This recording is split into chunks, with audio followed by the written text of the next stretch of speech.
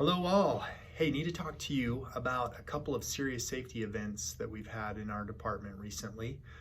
They're calling these deja vu events because they've happened before. The first one happened in 2018. Some of you will remember we had an unnecessary death that happened after we transferred a patient to one of the med-surg floors. What happened is that the patient's lab tubes were mislabeled in the lab. So many of you know this, but for those that don't know, anytime we put bridge labels on our blood and send it to the lab has to relabel it with Sunquest labels.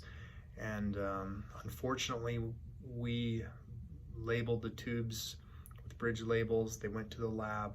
They were mislabeled with the wrong patient's labels, and it turned out that we got results on this patient who was bleeding internally that made him appear less ill than he really was. He got admitted to the floor, and he coded and ended up passing away. A really sad case. Great guy, and he really didn't need to perish in this situation. And so the lab did a big root cause analysis, and they found that with all of the relabeling the lab has to do, think about it, the thousands of bridge labels that we're sending down to them. It's human error.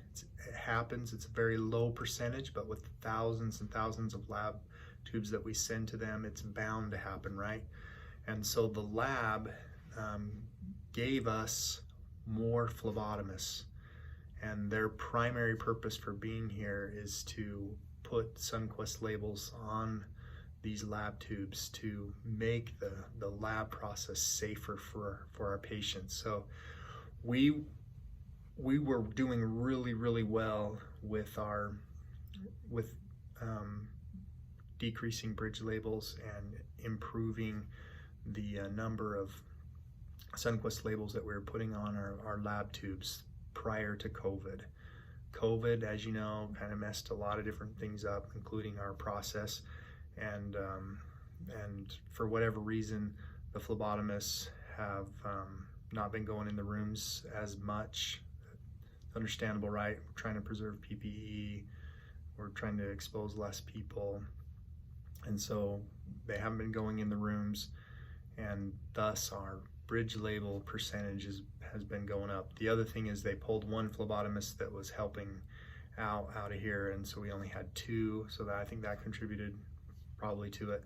But anyway, recently we've had two similar events with mislabeling in the lab, and what we really need to do is try to decrease the bridge labels, increase the Sunquest labels. So lab leadership is meeting with all of the phlebotomists and asking them to be very proactive about going into the rooms, putting on PPE and going into the rooms, getting the blood, putting on the right labels.